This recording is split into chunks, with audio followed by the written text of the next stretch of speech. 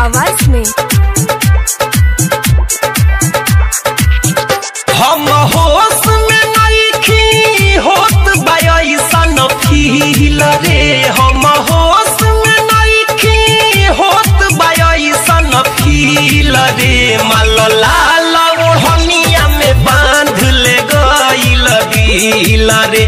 मोर माल ओढ़निया में बांध ले गइल दिल रे।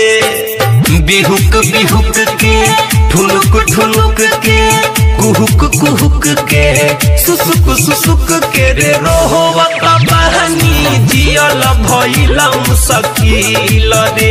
इहे सोच के माथा जाता हमरो हिल रे।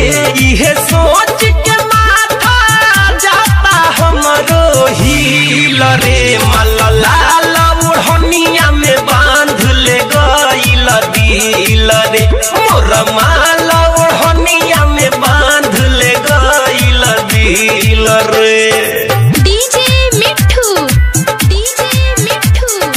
राजा Patsoni presented by lovely films production. 10 दिन तक ले रे यारवा पीछे हमारा लागल। रोग धरैल सैसन करके गइल पागल। हर 10 दिन तक ले रे यारवा रे पीछे हमारा लागल। रोग धरैल सैसन करके गइल पागल। एगो आँख भइल बा नहर एगो झील रे। एगो आँख भइल बा नहर एगो झील रे। मोर माल ओढ़निया में बांध ले गइल दिल रे। माल लाल ओढ़निया में बांध ले गइल दिल रे।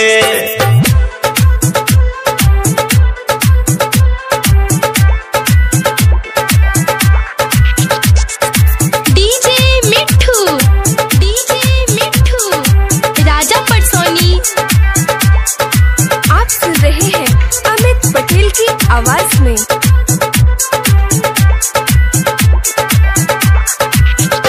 अरे ओकर चक्कर में खाना पीना सब भइल बा बेकार रे।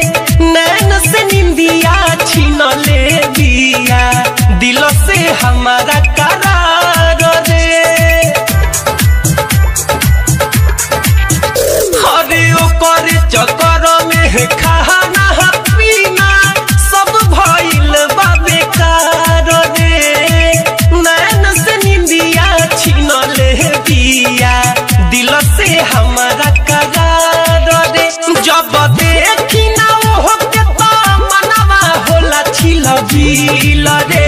जब देखी ना ओहो के तो मनवा होला छिल बिल रे। माल लाल ओढ़निया में बांध ले गइल दिल रे।